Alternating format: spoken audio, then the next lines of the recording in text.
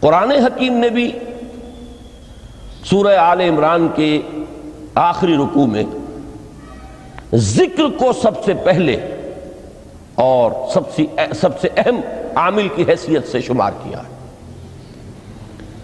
چنانچہ اس کی پہلی آیت جو ہے سورہ آل عمران کے آخری رکوع کی، اس میں تو وہی مضمون جو میں بیان کر چکا وہ آیا ہے، ان فی خلق السماوات والارض واختلاف اللیل والنہار لآیات لأولی الالباب، یقیناً آسمان اور زمین کی تخلیق میں اور دن اور رات کے الٹ پھیر میں نشانیاں ہیں ہوش مندوں کے لیے۔ ان کے ذریعے سے انسانی شعور کے اندر وہ معرفت رب اجاگر ہوگی۔ وہ پہلا مرحلہ اس نے طے کر لیا، وہ ڈورمنٹ معرفت اب ایکٹیویٹ ہو گئی۔ اب مزید فکر کا مرحلہ ہے جو اگلی آیت میں آیا ہے، الذین یذکرون اللہ قیاما وقعودا وعلی جنوبہم ویتفکرون فی خلق السماوات والارض ربنا ما خلقت ھذا باطلا سبحانک فقنا عذاب النار۔ یعنی تفکر جو ہے ویتفکرون فی خلق السماوات والارض، وہ تفکر کرتے ہیں، غور و فکر کرتے ہیں آسمان اور زمین کی تخلیق میں، لیکن اس تفکر کے ساتھ لازماً ذکر، اور ذکر مدام، ذکر بھی وہ کہ جو مستقل ہو، ہر حالت میں ہو۔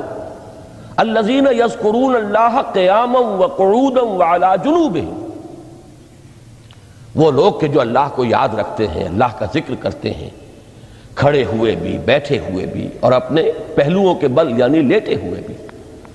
اب ان تین کے سوا تو کوئی پوزیشن انسان کی نہیں ہے، اسی کا نام ہے دوام ذکر۔ اور اس کے ساتھ اگر وہ تفکر کرتے ہیں تو ان کا فکر اگلی منزل تک پہنچتا ہے۔ تو پہلی شے تھی فکر انسانی کی صحیح رخ پر مزید پیش قدمی اور پیش رفت، اور اس کے لیے لازم ہے ذکر و فکر کا امتزاج۔ دوسری چیز کو لیجئے عمل کی درستی۔ اس عمل کی درستی کے لیے اللہ تعالیٰ کے ساتھ ایک گہرے تعلق کی ضرورت ہے، اس لیے کہ صبر کی بحث میں یہ مضامین شاید آپ کے سامنے آ گئے ہوں کہ صبر، جہاں مصیبت پر صبر ہوتا ہے، تکلیف پر صبر ہوتا ہے، اللہ کے احکام پر جمنا یہ بھی صبر ہے، نفس کی خواہشات کی باغ کو تھام کر رکھنا، کھینچ کر رکھنا یہ بھی صبر ہے، اور استقامت، کسی شے پر قائم رہنا یہ بھی صبر ہے۔ تو عمل صحیح پر استقامت کے لیے وَاصْبِرْ وَمَا صَبْرُكَ إِلَّا بِاللَّهِ، اس صبر کی سب سے اہم جو بنیاد ہے، اس کا جو سب سے بڑا ذریعہ ہے، اس کا جو سب سے بڑا سہارا ہے، وَمَا صَبْرُكَ إِلَّا بِاللَّهِ، اس کے لیے ضرورت ہے ایک گہرے تعلق کی کہ اللہ کے ساتھ ایک ایسا تعلق برقرار رہے جو نہ صرف گہرا ہو بلکہ دائم و قائم، مسلسل۔ ذرا ذہول ہوگا تعلق مع اللہ میں، ذرا کمی آئے گی، شیطان کا وار کاری ہو جائے گا۔ اسی کو حضور نے حدیث میں یوں تعبیر کیا ہے تمثیلاً کہ جو دل اللہ کی یاد سے غافل ہے، اس پر فارسی کا وہ مقولہ بھی ہے کہ خانہ خالی را دیو می گیرت، گھر خالی رہے تو جنات اس پر دیو جو ہے آ کر قبضہ جما لیتے ہیں۔ تو خانہ قلب جو ہے اگر یاد خدا بندی سے خالی ہو گیا تو شیطان ابلیس لعین اپنی تھوتنی ٹکا دیتا ہے۔ یہ لفظ آتا ہے سور کے منہ کے لیے تھوتنی، جس طرح اس کا نکلا ہوا سا منہ ہوتا ہے آگے، تو یہ لفظ استعمال کیا گیا کہ وہ اپنی تھوتنی انسان کے دل پر جما کر اور پھونکے مارنی شروع کر دیتا ہے۔ تو شیطان کو موقع ہی تب ملتا ہے جب انسان کے تعلق مع اللہ کے اندر کمی ہو، وہ خانہ بالکل خالی ہو گیا ہو یا اتنا ضعیف ہو گیا ہو کہ کل عدم ہو جائے، گویا کہ نہیں۔ تیسری چیز کی طرف آئیے، روحانی ترقی، روحانی ترقی کے لیے میں ایک اصطلاح کے سامنے لا رہا ہوں، اس سے مراد کیا ہے؟ روحانی ترقی کے لیے ہماری دینی اصطلاح ہے تقرب الی اللہ، اللہ سے قریب تر ہوتے چلے جانا۔ اس پر میرا ایک کتابچہ بھی ہے، تقرب الی اللہ کے 2 مدارج، 2 درجے، جو در حقیقت ایک حدیث نبوی علیہ الصلوۃ والسلام ہی پر مبنی ہے کہ حضور نے ایک درجہ قرار دیا ہے تقرب بالفرائض، فرائض کے ذریعے سے انسان اللہ کا قرب حاصل کرے۔ ایک ہے تقرب بالنوافل، نوافل کے ذریعے سے اللہ کا قرب حاصل کرے۔ ان میں کیا نسبت و تناسب ہے، اہمیت کے اعتبار سے کون بڑھ کر ہے، بلندی کے اعتبار سے کون بڑھ کر ہے، یہ تمام مسائل میں نے اپنی اس تقریر میں بیان کیے تھے جو اس کتابچے میں شائع ہوئی ہے۔ اس وقت میں اس کی تفصیل میں نہیں جا رہا، صرف یہ تذکرہ اس لیے کر رہا ہوں کہ جن کو بھی خواہش ہو جائے وہ اس کا مطالعہ کرے۔ ہماری اس وقت کی گفتگو سے وہ کتابچہ اس جگہ پر منسلک ہوگا۔ تو تقرب الی اللہ، یہ تقرب کوئی فزیکل فینومینن نہیں ہے، جسمانی یا مادی مسئلہ نہیں ہے۔ اللہ سے قرب یہ نہیں ہے کہ کوئی کروڑوں میل کا فاصلہ ہے، اب ہمیں کوئی رسی پر چڑھنا ہے اوپر بڑی محنت اور مشقت سے، فصل تو ہے ہی نہیں، فاصلہ ہے ہی نہیں، بعد ہے ہی نہیں۔ نحن اقرب الیہ من حبل الورید، ہم تو انسان سے اس کی شہ رگ سے بھی زیادہ قریب ہیں۔ ہوا معکم اینما کنتم، وہ تو تمہارے ساتھ ہی ہوتا ہے جہاں کہیں بھی تم ہو، بس صرف یہ کہ تمہاری توجہ نہیں ہوتی، تم اور چیزوں میں مشغول و مصروف رہتے ہو، تم ہماری طرف دھیان ہی نہیں دیتے، تم ہماری طرف متوجہ ہی نہیں ہوتے۔ ہم تو مائل بے کرم ہے، کوئی سائل ہی نہیں، راہ دکھلائیں کسے رہنو منزل ہی نہیں۔ انسان جب متوجہ ہو جاتا ہے اور بڑھتا ہے، آگے پیش قدمی کرتا ہے روحانی اعتبار سے، تو یہ ہے در حقیقت تقرب الی اللہ، اور اسی کو ہم کہیں گے روحانی ترقی۔ اب ان 3 چیزوں کو اگر آپ نے ذہن میں جما لیا، پھر میری بات کی ترتیب اس کو ذہن میں قائم کیجئے۔ ہم چلے کہاں سے؟ کہ دین کے ساتھ اصل مناسبت فلسفے کی نہیں، حکمت کی۔ نمبر 2، حکمت قرآنی کا پہلا اور اہم ترین اور بنیادی مسئلہ معرفت رب کا حصول ہے، اس کا نتیجہ شکر خداوندی ہے، اس کا ذریعہ آیات آفاقی، آیات انفسی، اور سب سے بڑھ کر آیات قرآنیہ ہیں جو الذکر ہے، جو تذکرہ ہے، جو ذکرہ ہے۔ لیکن اس پہلے مرحلے کو اگر کوئی انسان بفضل ہی تعالی، اللہ کے فضل و کرم سے طے کر لے، اب اس کے سامنے 3 مسئلے ہیں۔ فکر کی مزید پیش رفت، مزید پیش قدمی صحیح رخ پر، اس کے لیے ذکر اور فکر دونوں کا امتزاج لازمی ہے۔ فقر قرآن اختلاط ذکر و فکر۔ الذین یذکرون اللہ قیاما وقعودا وعلی جنوبہم ویتفکرون فی خلق السماوات والارض۔ دوسری شے عمل کا درست رہنا، نہ افراط و تفریط ہو، عدم توازن ہو، نہ انسان نفس سے مغلوب ہو جائے، نہ انسان جذبات کی رو میں اندھا ہو جائے، نہ انسان ماحول سے مرعوب ہو کر متاثر ہو جائے، صحیح رخ پر اس کا عمل۔ نمبر 3، روحانی ترقی، جو اصل حاصل ہے، جو اصل مقصود ہے۔ نمبر 2 چیز کے لیے تعلق مع اللہ ضروری، نمبر 3 کے لیے تقرب الی اللہ ضروری۔ اب غور کیجئے، ان تینوں چیزوں کا بڑا گہرا تعلق ہے نماز کے ساتھ۔ ان تینوں کے لیے ستون کی حیثیت نماز کو ہے، لہذا ایمان کے بعد یا معرفت رب کے بعد حکمت دین کا اہم ترین مسئلہ نماز، صلاۃ۔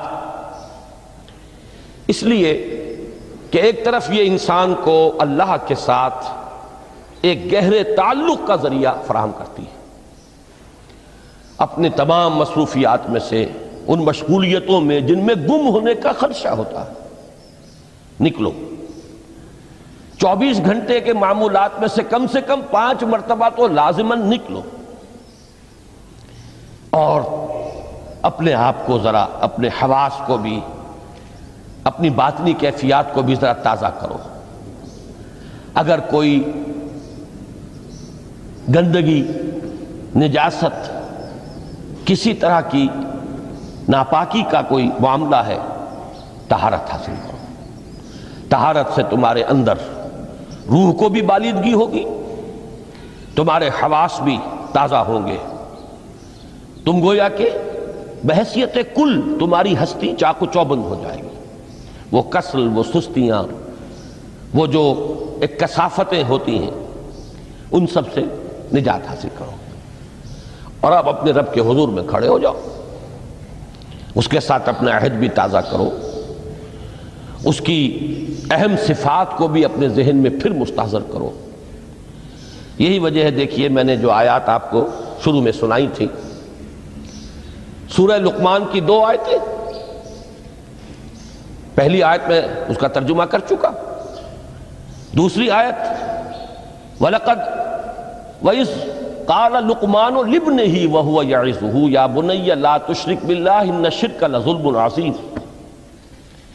اس کے بعد درمیان میں کچھ مضمون آ کر پھر وہ آیہ مبارکہ آئی، یا بنی اقم الصلاۃ وامر بالمعروف وانہ عن المنکر واصبر علی ما اصابک۔ گویا کہ اہم ترین چیز، بنیادی ترین چیز، اللہ کو محض پہچان لینا کافی نہیں ہے، یاد رکھنا ضروری ہے۔ اللہ یاد رہے گا تو فکر صحیح آگے بڑھے گا، اللہ یاد رہے گا اور اس کے ساتھ ایک گہرا تعلق جو ہے برقرار رہے گا تو عمل درست رہے گا۔ بالکل یہی بات سورہ طٰہٰ میں جو پہلی وحی حضرت موسیٰ علیہ السلام پر ہوئی، اور پہلا مخاطبہ ہے، چونکہ حضرت موسیٰ کو یہ انبیاء کرام کے مقدس گروہ میں ایک امتیازی حیثیت حاصل ہے کہ ان سے براہ راست گفتگو ہوئی ہے، اگرچہ صرف ایک پردہ تھا، اوٹ من ورائے حجاب گفتگو ہوئی ہے، لیکن یہ کہ کوئی فرشتے کا درمیانی جو ہے وہ لنک نہیں تھا، براہ راست اللہ تعالیٰ نے حضرت موسیٰ علیہ السلام سے کلام فرمایا۔ کلم اللہ موسیٰ تکلیما، موسیٰ سے تو اللہ نے کلام فرمایا جیسے کہ کلام کیا جاتا ہے۔ تو پہلا مخاطبہ ہے، یہ پہلا مکالمہ ہے، پہلی وحی کہیے، اسی میں یہ الفاظ بھی موجود ہیں، اننی انا اللہ لا الہ الا انا فاعبدنی واقم الصلاۃ لذکری۔ یہ گویا کہ حکمت قرآنی کا ایک بہت بڑا خزانہ ہے یہ آیت مبارکہ، کہ خود حضرت موسیٰ علیہ السلام کو جو ہدایت دی جا رہی ہے، میں ہوں، میں اللہ، اننی انا اللہ لا الہ الا انا، میرے سوا کوئی معبود نہیں، فاعبدنی، بس میری بندگی، میری عبادت، میری پرستش، میری محبت، اس کو اختیار کرو۔ وَأَقِمِ الصَّلَاةَ لِذِكْرِي، اور نماز کو قائم رکھو میری یاد کے لیے۔ بلکہ اسی سلسلہ کلام میں آگے چل کر سورہ طٰہٰ میں آتا ہے، کافی گفت و شنید کے بعد جب حضرت موسیٰ نے کچھ معذرت بھی کی، کچھ دعائیں بھی کی، اللہ نے ایک دعا قبول بھی کی کہ ان کے بھائی کو بھی شریک کر دیا، حضرت ہارون کو بھی۔ اس کے بعد پھر جب فرمایا کہ اب جاؤ فرعون کی طرف، تو اس میں فرمایا وَلَا تَنِيَا فِي ذِكْرِي، اور دیکھنا یہ جو عظیم مشن تمہارے کندھے پر آ گیا ہے، بڑا بھاری اور کٹھن ایک فرض ہے جو تم پر عائد ہو گیا ہے، اس کے لیے سب سے بڑی تمہارے پاس جو قوت کا ذریعہ ہے وہ نماز ہے۔ اقیم فلا تنیا عن ذکری، میری یاد میں کبھی غفلت نہ کرنا، اس میں کبھی کوئی کمی نہ آنے دینا۔ جیسا کہ میں نے عرض کیا تھا کہ جیسے ہی وہ تعلق جو ہے کمزور پڑتا ہے یا منقطع ہو جائے معاذ اللہ، تو پھر انسان گویا کہ شیطان کے لیے ایک لقمہ تر بن جاتا ہے۔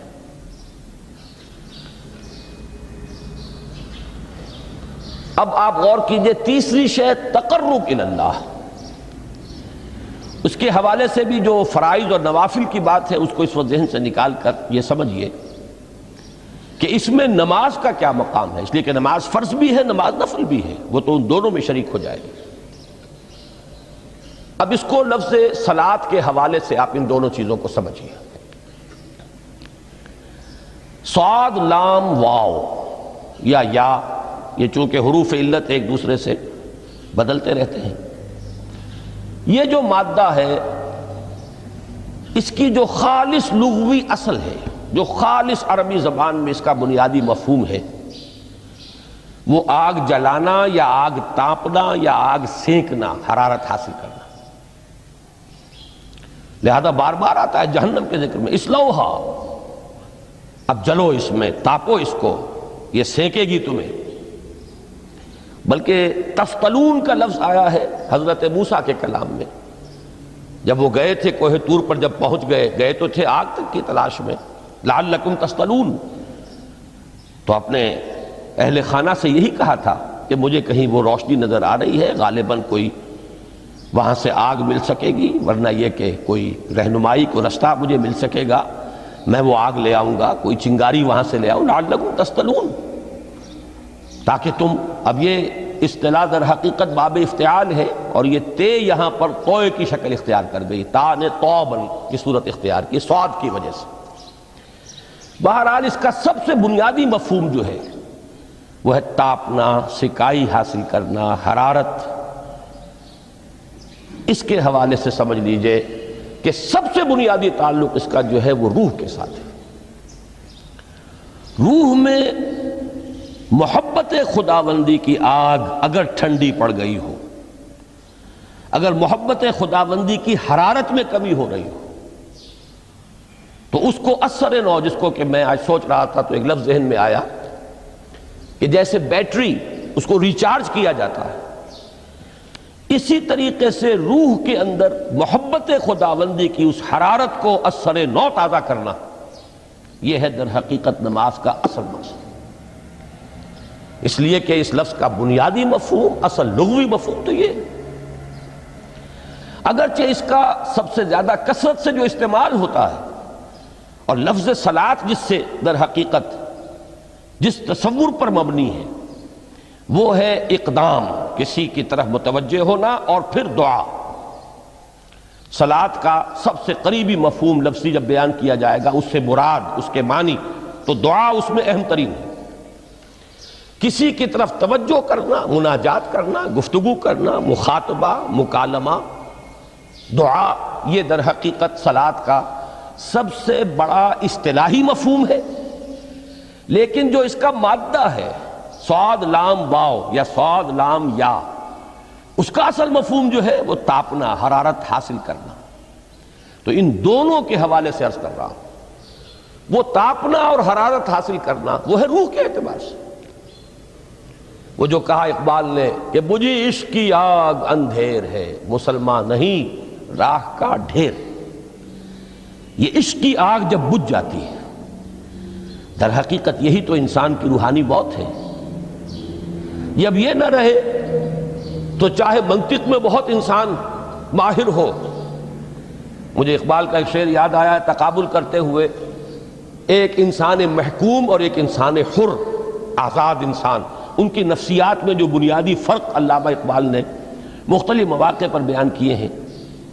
محکوم ہے بیگانہ اخلاص و مروت، ہر چند کے منطق کی دلیلوں میں ہے چالاک۔ تو منطق کی دلیلوں میں انسان چالاک ہو جائے اور وہ لغت ہائے حجازی کا وہ ایک خزانہ بن جائے، اسے تمام الفاظ کے معنی یاد ہو، وہ بڑے مسائل فقہ کے اسے ازبر ہو، جزیات، بے انتہا جزیات جو ہیں وہ مستحضر ہو، فلسفے کے بڑے بڑے مسئلے اس نے حل کر لیے ہوں، لیکن اگر روح میں وہ اللہ کی محبت کی آگ نہیں ہے، وہ تپش نہیں، بجھی عشق کی آگ اندھیر ہے، مسلمان نہیں راہ کا ڈھیر۔ اسی کے حوالے سے آج مجھے یاد آیا تھا کہ وہ جو بڑی سادہ سی ایک نظم ہے اللہ تعالیٰ سے دعا، یا رب دل مسلم کو وہ زندہ تمنا دے، اس میں بھی جو الفاظ آئے ہیں جو روح کو گرما دے اور قلب کو تڑپا دے، یہ ہے اصل جو مقصود ہے نماز کا۔ اور یہی وہ چیز ہے جیسا کہ میں نے عرض کیا تھا کہ نگاہوں سے اوجھل، یہ پہلو سامنے ہے ہی نہیں، دوسرا پہلو سامنے ہے اور وہ بھی میرے نزدیک بہت اہم ہے، بہت بنیادی ہے، اس میں کوئی شک نہیں، لیکن یہ ہے بلند ترین منزل کہ تقرب الی اللہ، اس کے لیے در حقیقت یہ کس لیے درکار ہے؟ روح کے اندر عشق کی حرارت اور گرمی تازہ ہو جائے۔ بسا اوقات یہ اندر دب جاتی ہے، جیسے انگارہ ہوتا ہے آگ کا، اس کے اوپر خاک اور راکھ آ جاتی ہے، اندر کچھ ہوتی ہے، آگ دبی ہوئی سمجھ، آگ بجھی ہوئی نہ جان، اس دبی ہوئی آگ کو پھر ایک شعلہ بنانا، پھر اس کے اندر ایک حیات تازہ پیدا کرنا، یہ ہے نماز کا اہم ترین اور بلند ترین مقصد۔ لیکن اس کے ساتھ ہی اس نماز میں ذکر ہونا، اس کا یہ ذکر ہے، اور ذکر کی جب میں فہرست بیان کیا کرتا ہوں بہت سے حضرات کے سامنے ہوگا کہ ذکر کا در حقیقت مفہوم ہے استحضار اللہ فی القلب۔ ہمارے ہاں غلطی سے جو ذرائع ذکر ہے انہیں ذکر قرار دے دیا گیا ہے۔ نماز ذکر نہیں ہے، نماز ذکر کا ذریعہ ہے۔ اقیم الصلاۃ لذکری، نماز قائم کرو میرے ذکر کے لیے۔ یہ اللہ اللہ کہنا یا ادعیہ معصورہ جو حضور صلی اللہ علیہ وسلم کی مسنون دعائیں ہیں، انہیں اپنے تمام معمولات دنیاوی کے ساتھ ساتھ ان دعاؤں کو بھی انسان پڑھتا رہے، اللہ سے دعا کرتا رہے، یہ تمام ذرائع ذکر ہیں۔ سبحان اللہ الحمدللہ الحمدللہ، اس کا آپ ورد کیجئے، یہ بھی ذریعہ ذکر ہے۔ حقیقت میں ذکر ہے استحضار اللہ فی القلب، اللہ کو دل میں لے آنا، اللہ کو دل میں حاضر کر لینا، اصل میں تو ترجمہ ہوگا، لیکن حاضر جاننا، یہ کیفیت جو ہے انسان کو حاصل ہو جائے۔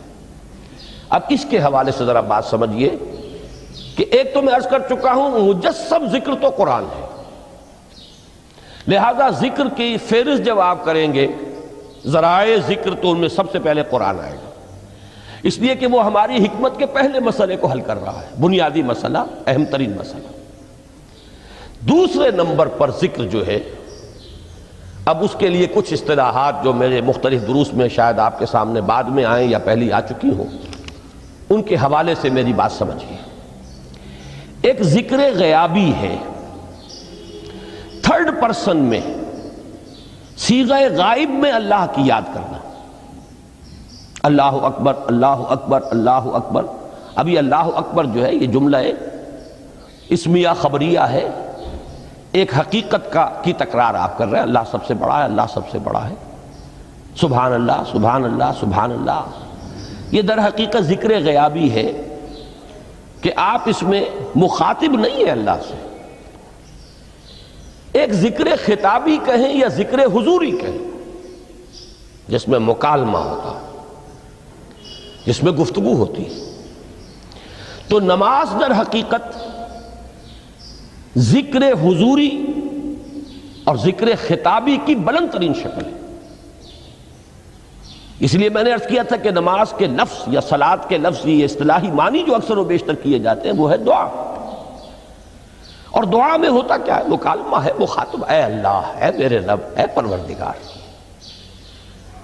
پھر یہ کہ اس میں اقدام اور کسی کی طرف متوجہ ہونا، یہی وجہ ہے کہ افتتاح صلاۃ، نماز کو شروع کرنے کے لیے، ایک تو وہ الفاظ جو قرآن مجید میں آئے ہیں، انی وجہت وجہی للذی فطر السماوات والارض حنیفا وما انا من المشرکین، یہ ہے توجہ کا ارتکاز،